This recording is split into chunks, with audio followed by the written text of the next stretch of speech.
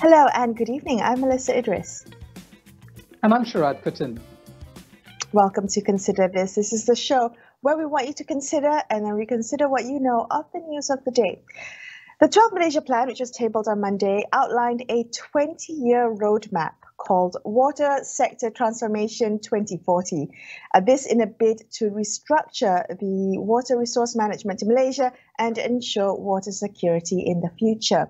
Now, this comes as the Environment Ministry says that it aims to make Malaysia a regional water hub by 2040. Now, has the 12 Malaysia Plan identified a way forward in better water management?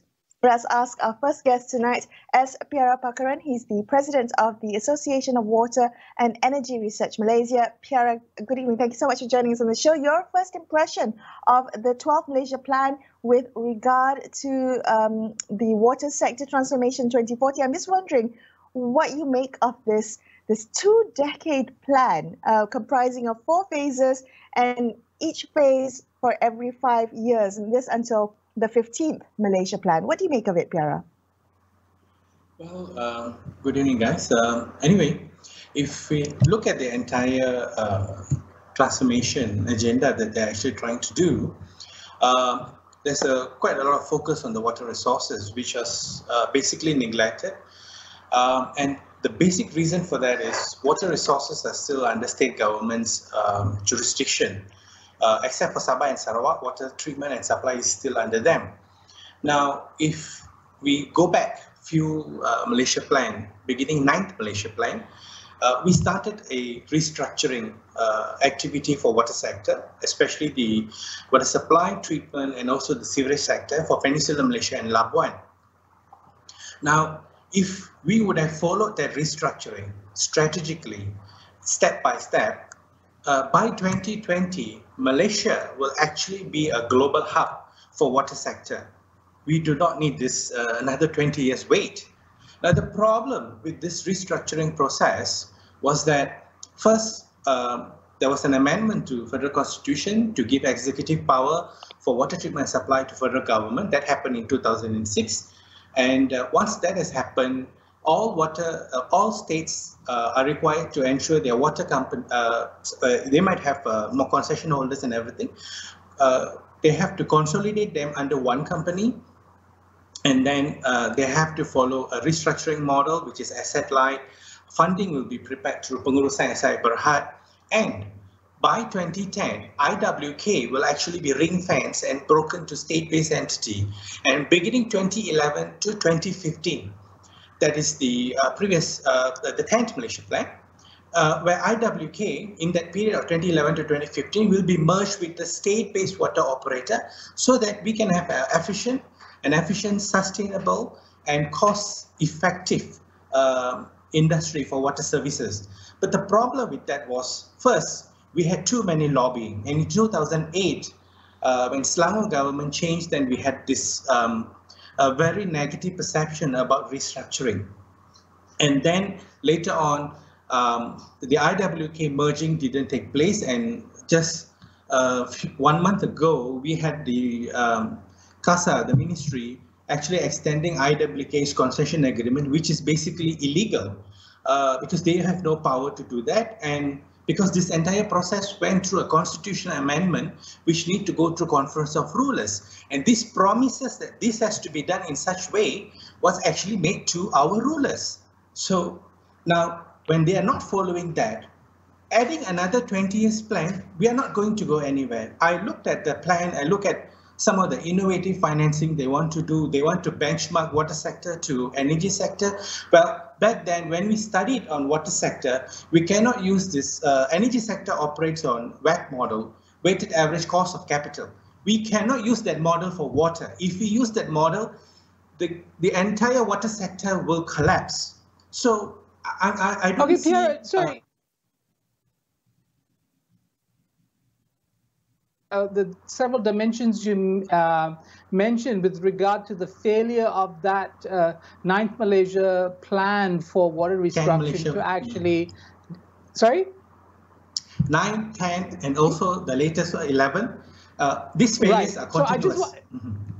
Right. So I just want to ask you, could you elaborate on the lobbies? You said, the state governments. So what exactly is driving them to contest this plan? Is it about cost? Is it about control? Is it about what they define as the public good? Why do you see these lobbies emerging? Now, first of all, before this restructuring took place in the scale of 9, 10, and 11 Malaysia plan, water operators were under state government. So they were free to do whatever they are doing at the state level. And we saw this, we can't even benchmark them. Some of them were very poorly maintained. There's one state, quite a big state in the southern side of Peninsula, only with 2 engineers running the system for the entire state. So it is not a good situation. It's a fragile state. So what we wanted to do then was to regulate them, to bring a standard and make sure that is imposed to everybody. So at the same time, we want more infrastructure to be built so that better services can reach to the public. At the same time, we wanted to have a better financing so that the cost of doing this infrastructure would not be a heavy burden to the consumers. Why they were rejecting this? Because they were free. When they came to the new water services industry regime, VCR regime, they started to feel they are being caged. So water operators will tell one story to the state government, and obviously IWK was in the water consortium was telling a lot of other stories to Ministry of Finance, which is the company, Ministry of Finance Incorporated, which owns them, when they were bailed out in 1999, and the bailout completed in 2001. So this continuous lobbying, and also we look at another serious problem in administration is that when we changed minister, the late Tung Ling Kem Ye had a deputy, which is Dato Sri Shaziman. So when he became minister in 2008, there was no vacuum. Now after him, whoever who became minister in charge of water, the vacuum was getting bigger and bigger. So they have no clue what's happening. They fully depend on the officers. So this is where the little Napoleons were actually playing their game. And what we have in the water sector now, Piara, I just want to come back to, you've laid out what seems to be a very intricate and complex relationship or dynamic within the water sector. And I'm just wondering, if there had been plans since the 9th Malaysia plan, we are now at the 12th Malaysia plan, and we're thinking about a 20-year roadmap for the water sector until the 15th Malaysia plan.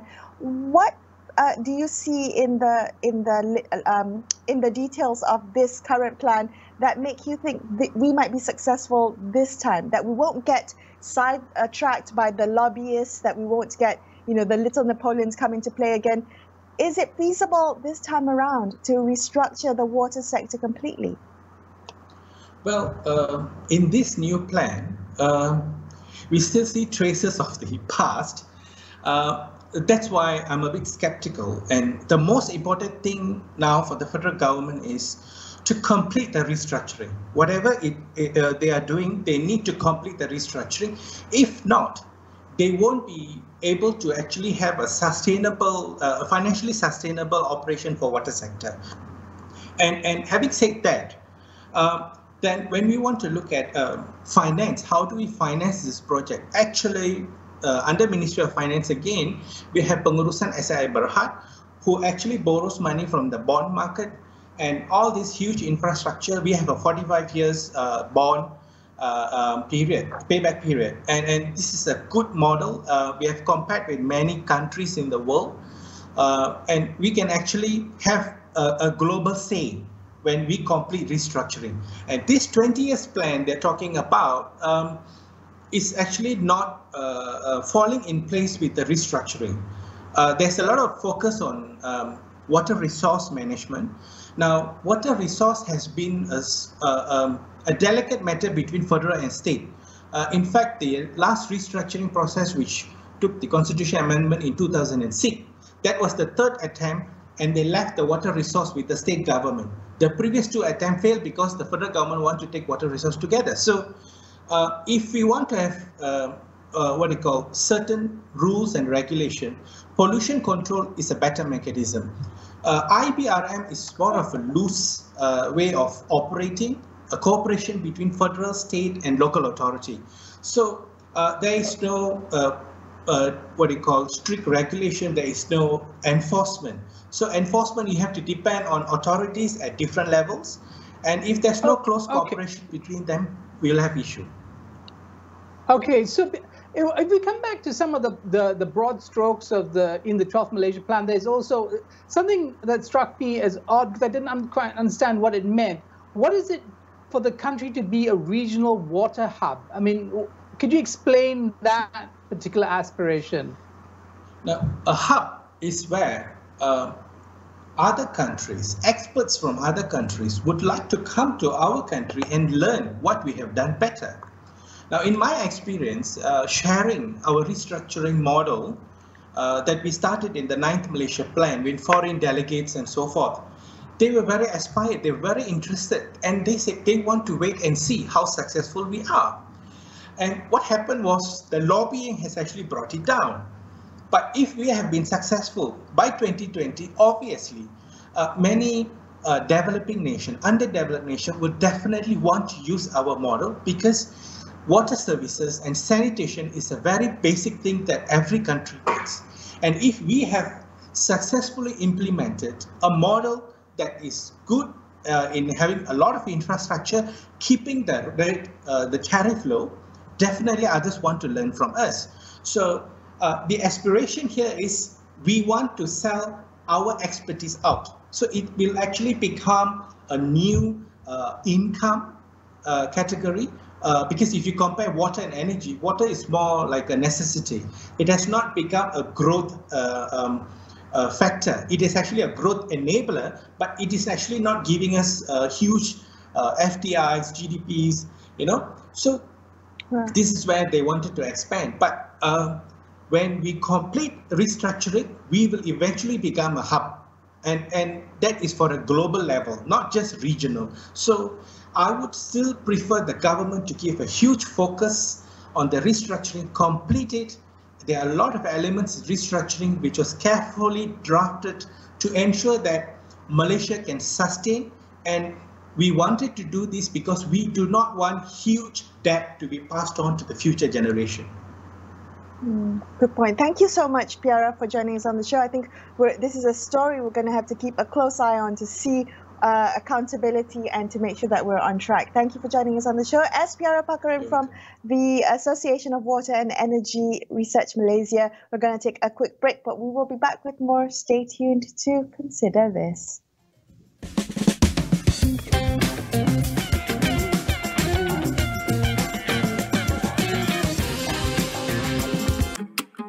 Ayuh keluarga Malaysia, kita bulatkan tekad dan bersatu hati untuk terus memelihara serta mempertahankan kedaulatan negara. Sebagai keluarga Malaysia yang besar, kita harus bertoleransi dalam semua perkara.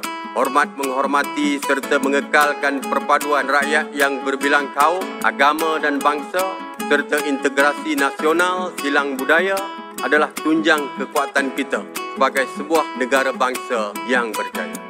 Umpama selembar benang dikait, ditenun dan dijalin, akhirnya menjadi kain yang sempurna indah. Ayo kita zahirkan impian bersama, menjunjung semangat yang bernama Keluarga Malaysia.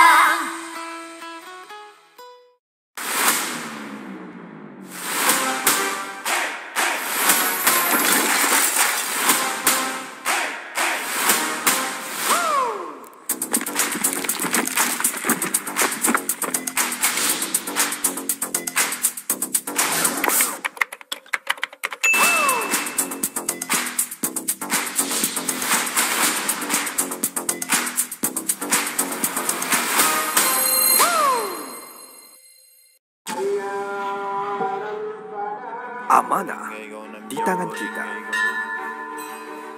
Adat, budaya dan semangat menjadi kesinambungan perpaduan tanah air yang tercinta.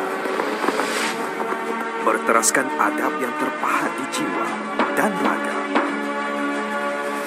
Marilah bersama kita membina negara Malaysia. Untuk memastikan Malaysia ada ke depan kita boleh maju. Induknya adalah Melayu. Balik kepada support system. This is orang yang membuat polisi. Kalau itu yang dikehendaki, fine. Mungkin kita berbeza pandangan. Tapi kita mempunyai kuasa yang boleh menentukan budaya di masa hadapan. Polisi yang mesra wanita, sudah tentu dia akan datang daripada pemimpin wanita.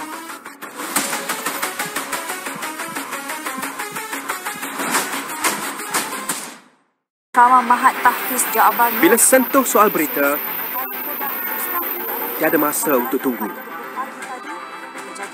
Kepada anda kami bawakan fakta, susulan dan kupasan yang terkini. Tiada drama dan tiada pengulangan. Usah tunggu lama-lama. AWANI 7.45 lebih awal dari biasa.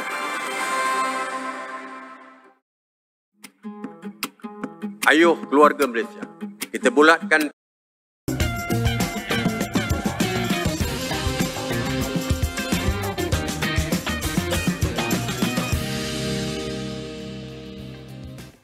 Hello, thank you so much for staying with Shroud and I on Consider This. Let's continue our discussion about the 12th Malaysia Plan. Tonight, we're focusing on the proposed policy roadmap to restructure and transform the management of our water resources. Joining us on our show tonight is Dr. Zaki Zainuddin. He's a water quality and water quality modelling specialist. He joins us on the show. Zaki, good evening. Your thoughts on the 12th Malaysia Plan and more specifically the pledge to transform or reform the water sector? Thanks, Melissa. Essentially, I think it's a pretty comprehensive plan that intersects several components of the water sector, but it's not something that is, I would say, to those of us who are in this field, that is totally new. It's basically, the things that we've heard throughout the years that's basically being further reinforced. The water sector in Malaysia is very large, so and it cross-cuts several fields. Like in my case, for example, my area of expertise is related to more to the second core strategy, which is on pollution control. So overall, it's not. I think it's pretty comprehensive. The question is, how are these initiatives will be translated in an operational sense? So I think that's the key point. Zaki, on that score, because our previous guest also mentioned that we've had in the past, wonderful plans. I mean, in his estimation, plans that would have transformed the water sector and delivered on some of the aspirations that are articulated in the current Malaysia plan. It would have delivered them last year.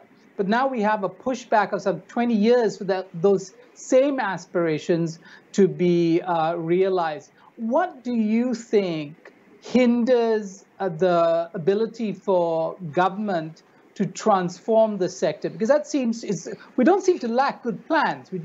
Other things seem to intervene in the process that prevent them from being realized.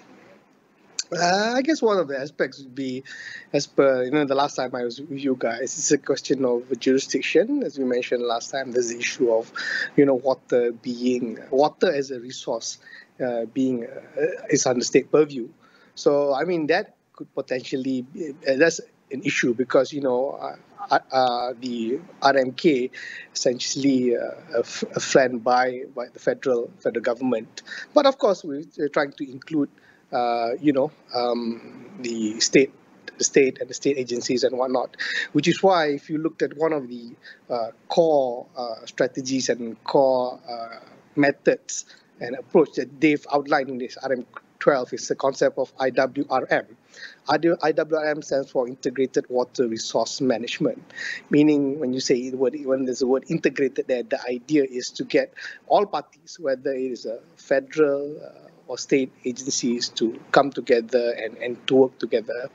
And if you read the document itself, the fine line in the fine print in the document, one of the things mentioned in the document, it relates to the water resources bill.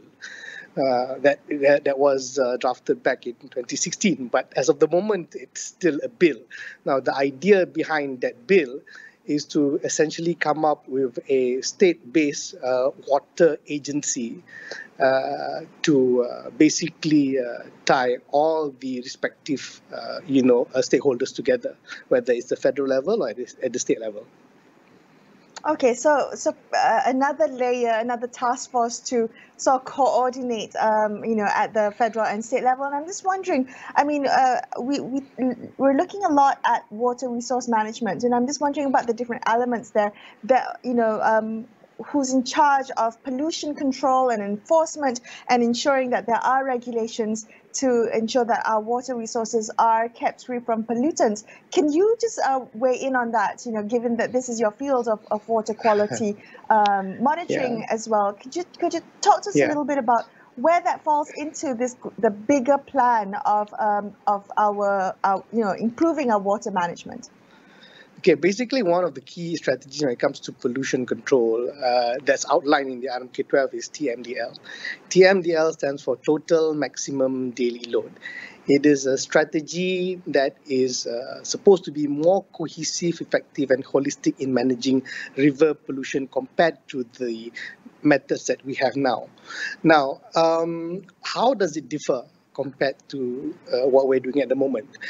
Basically, there are several aspects to it, but the two main facets are, one, the way we are doing pollution control right now is we are doing it, I would say, rather on a piecemeal basis, whereby Melissa, I remember last time when I spoke to you, you had an acquaintance who was a wastewater engineer. So basically what we're doing now is we're telling the wastewater engineer, you have to comply to limits as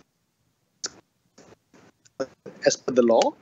And all these, there are many premises within a basin, many wastewater treatment plants, so they have to comply to limits as per what's in the regulation. That's what we're doing at the moment, but we're doing it on a per premise basis. So the issue with that is we don't really have an idea of what's the bigger picture.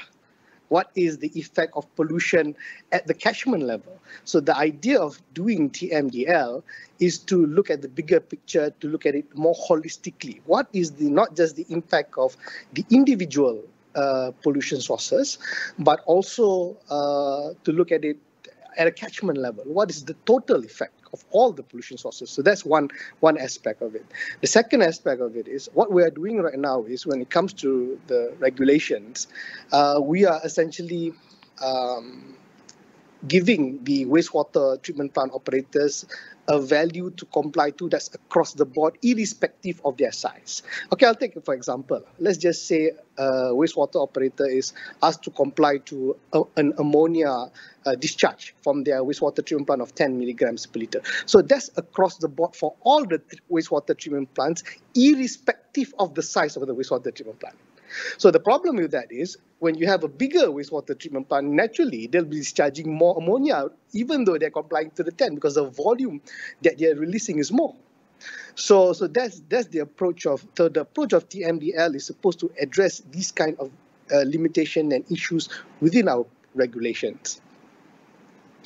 Zaki, do you see in the plan an investment in upgrading, monitoring, whether it's in terms of personnel or monitoring devices and so on and so forth? I think it's interesting. The water transformation strategy is outlined under Chapter 9 of the of the RMK document. But I think it's also important to appreciate that it's not standalone.